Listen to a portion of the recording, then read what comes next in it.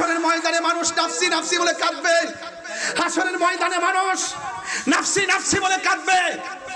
হাসরের ময়দানে মাঠটা কি হবে আপনি জানেন? বা পায়ের নিচে থাকবে থামার মাটি, মাথার 8 বিঘা উপরে থাকবে এই সূর্যের তাপ কিসের? এটা তো একটা মুখের 99 ভাগের 1 ভাগ। আর হাসরের মাঠে 12টা মুখের 12টা মুখ তোমার মাথার উপরে তাপ দিবে। মাথার যে এই খুলিটা আছে এই খুলিটা সেকেন্ডের ভিতরে উড়ে যাবে। মগজগুলোর উপরে তাপ লাগার পরে বাতের মারের মতন টকবক করবে।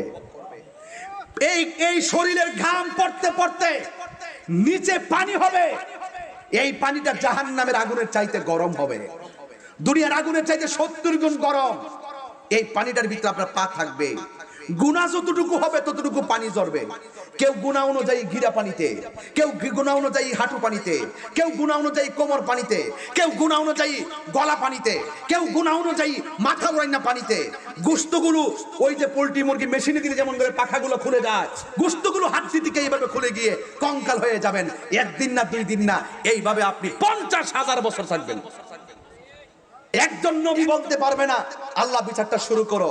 যেই নবীর কথার দ্বারা বিচারটা শুরু হবে তিনি হলো রাহমাতুল লিল আলামিন। জোরে বলুন না সুবহানাল্লাহ বলেন না। বিচারটা শুরু হবে আমার নবীর কথার দ্বারা। আল্লাহ হবেন হাকিম, নবী হবেন উকিল, আমরা আসামি হব। নবীর মহব্বত অন্তরে রাখতে হবে।